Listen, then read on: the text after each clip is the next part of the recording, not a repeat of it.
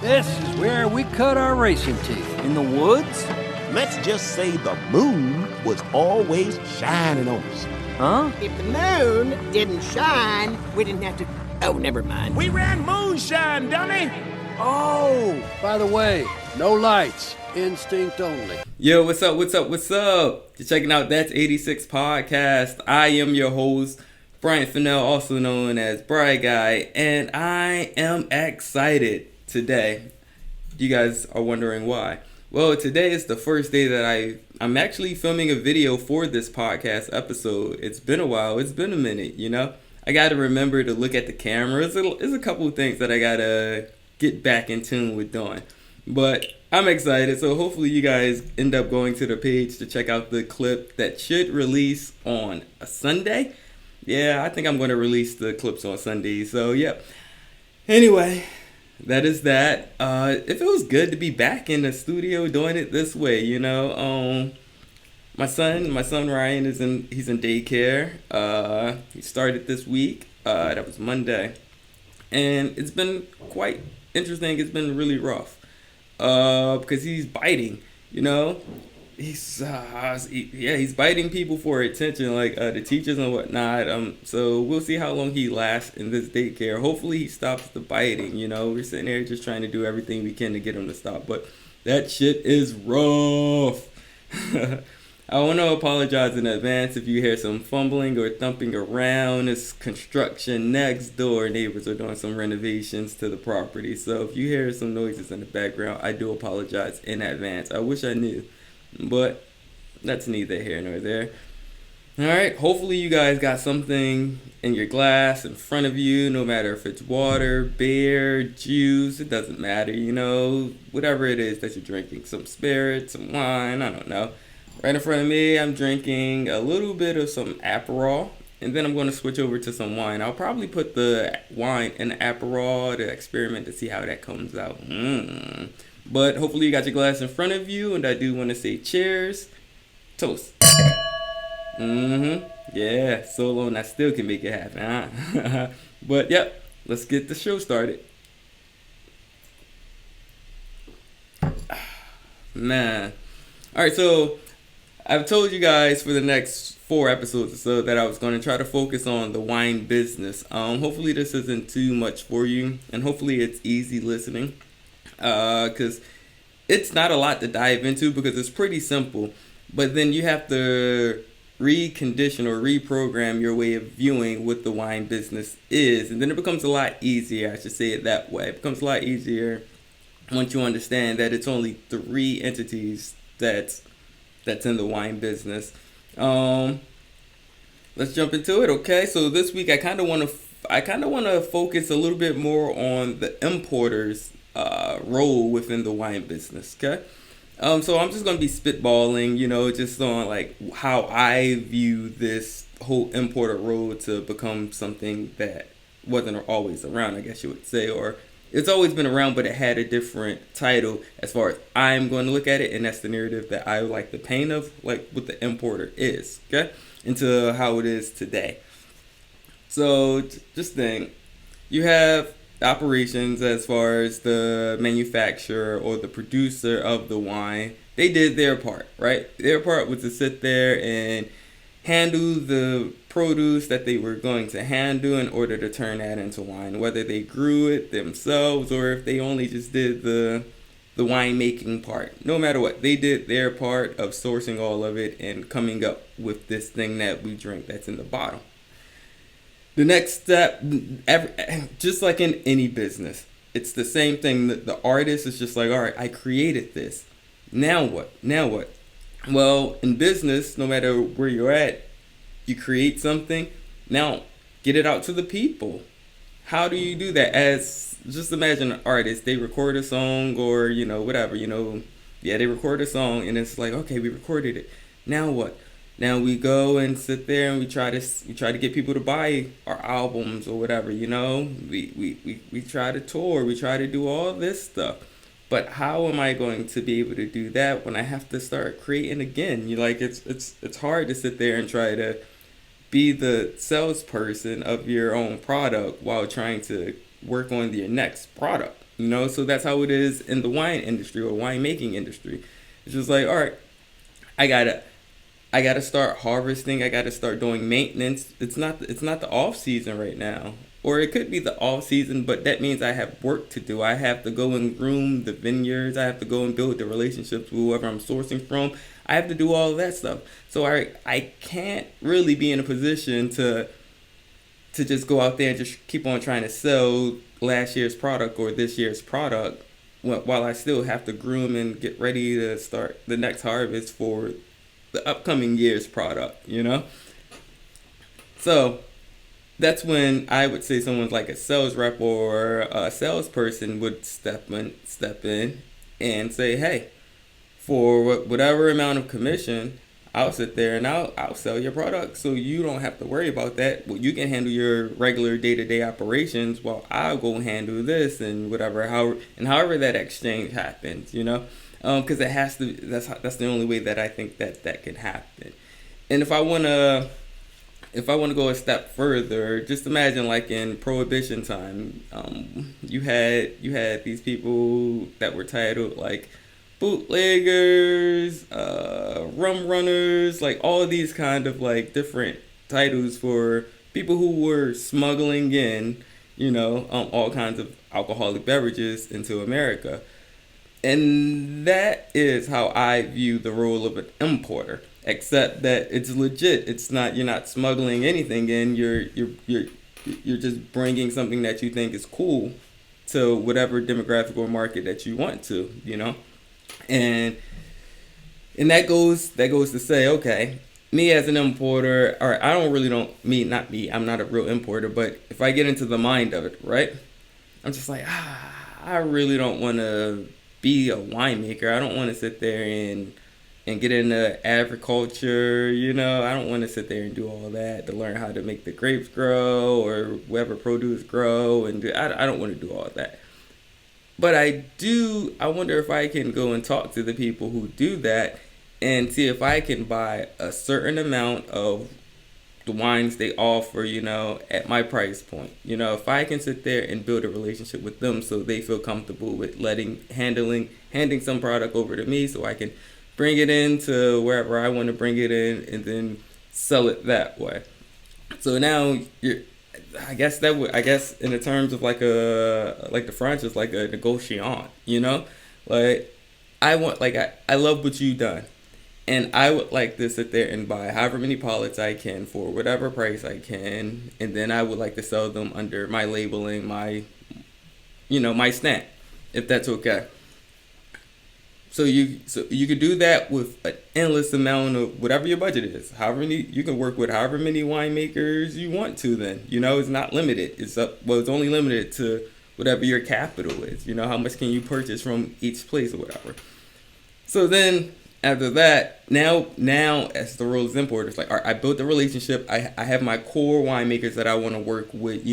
For however long. But now let me make sure all my paperwork. How can I get this here? How can I get this to where I need it to go? All right, I go through those procedures, the proper protocol for the U.S. government or wherever you're at. You got your paperwork, you're all good to sit there and have it shipped over. Transportation, you probably go through a company, now that's another relationship. You got to build, or you don't have to build, but it's nice to build a relationship with a transportation company that you can trust, And I guess that's known for doing it how you need it to get done. Doing it as far as transporting alcoholic beverages across the pond, right? So now in America you have direct to consumer that's allowed. So now you can sit there and be the distributor yourself because of the internet. Those that have different laws, you can go that way, or you can try to build a relationship with a distributor, and then they buy however many pallets off of your product, and then they distribute it, and that goes into, like in Pennsylvania, because it's a controlled state, it goes into their retail shops or their retail stores, as opposed to somewhere else like in DC or New York where you can just go and talk to, I guess, wine merchants or like your local wine shops or whatever, and then they all right, well, we want to buy one case to see how it do. It's a little bit different, but yeah, to get into retail shops on their shelves. And that's the role of an importer, as broad as I can make it. That's the role that they play, and I find a lot of beauty in that because you're an entrepreneur just as well. You're similar, or they're similar to the person who produced it. As far as just like, okay, my role as the winemaker is to turn this produce into something that's fantastic, of this beautiful wine. Their role is, okay, I sourced all of this great wine for my portfolio, and I would love to share my portfolio to the world. So the winemakers wants to do the same thing. They want to share their portfolio to the world, and the importer wants to share their portfolio with the world. Like, oh my gosh, everybody should be drinking this, But then there's always those roadblocks. Like, okay, the winemaker wants to continue making wine, so ships that responsibility on to, well, not that responsibility, but the responsibility of moving the units, the cases, or the pallets, the wine, to someone who they believe that really believes in their product, which would be the importer. Then the importer has the option of sitting there doing it themselves, or they can sit there and resell or build a relationship with a distributor who would then sit there and put it on their shelves and hope that it moves. Now, the difference between, I guess you said, because then we can get into the distributor, how they present it and everything, because now that's just the retail business and they're trying to move things quick. They have a whole different business model. But that's kind of just that's the wine business, That's the wine business, and it's just like winemakers or wineries would have a hard time doing direct to consumer, because you need people. Like brand recognition or brand awareness is a struggle everywhere in every business, unless you're like Coca-Cola or a Pepsi or something like that. Like you can spend a lot of money on marketing for brand awareness, and it might not work, or it could work, but when you're a winemaker or in a winery, you really don't have that much money in order to really gamble or do that. It has, it's because marketing costs a lot of money, and you never know what the market wants until the market demands it. So that's pretty much what the importers go through as well. Like the only people in the industry know who importers are. When I say the industry, the wine business industry, or the people or retail shops, the wine business, who reputable importers are, because you're always in talks with, they could have sales reps.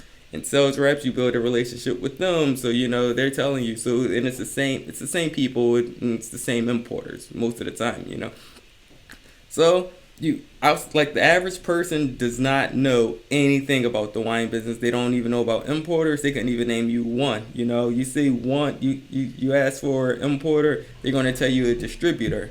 So it's small. It's not easy to crack through and start trying to create a consuming, loving import brand or business, because the consumers it's a whole lot of education that would go within that.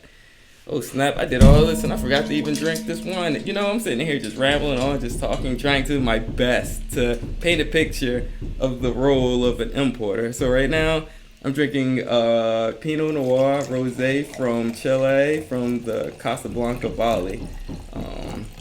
It has a beautiful color to it. Yeah, we can get into that another time. Or you can just check out my review on that on my mixed reviews segment that's out there on like the Patreons and all of that. But yeah, you don't know. who's importing anything, and it's a lot. It takes a lot of marketing capital in order to start really breaking through and making strides to becoming a household name as an importer. All right, let me take a sip of this wine.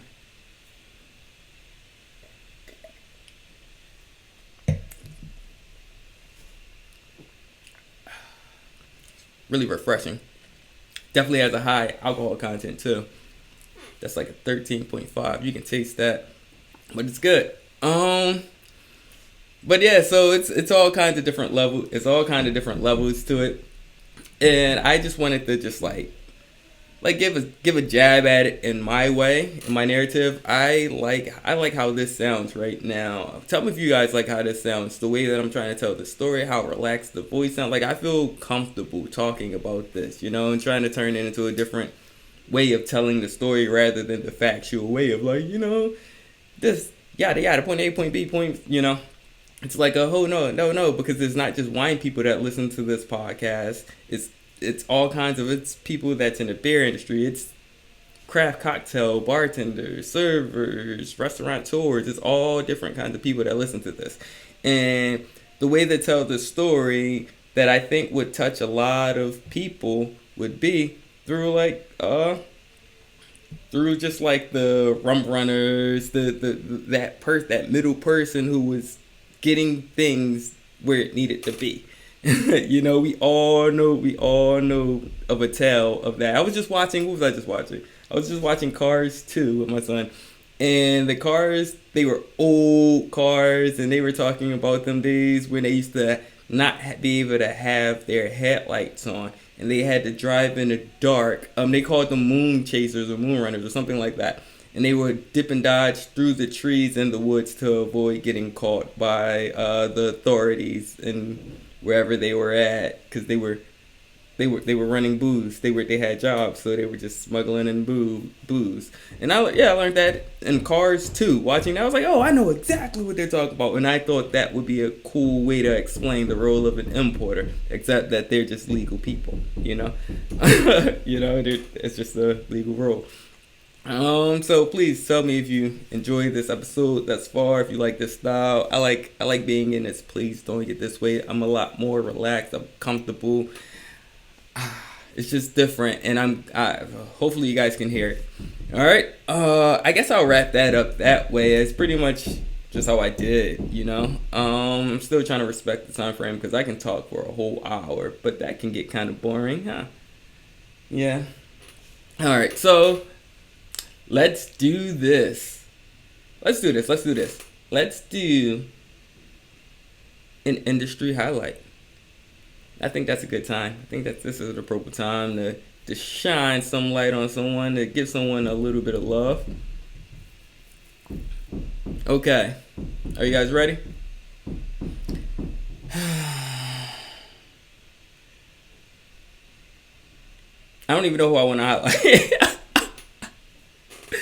I do know who I want to highlight. I just be joking. I just be kidding. All right, so it's this restaurateur here in Philadelphia. His name is Ryan Winston. He's an amazing guy. I've worked with him, or I worked for him a couple times, And he just keeps going.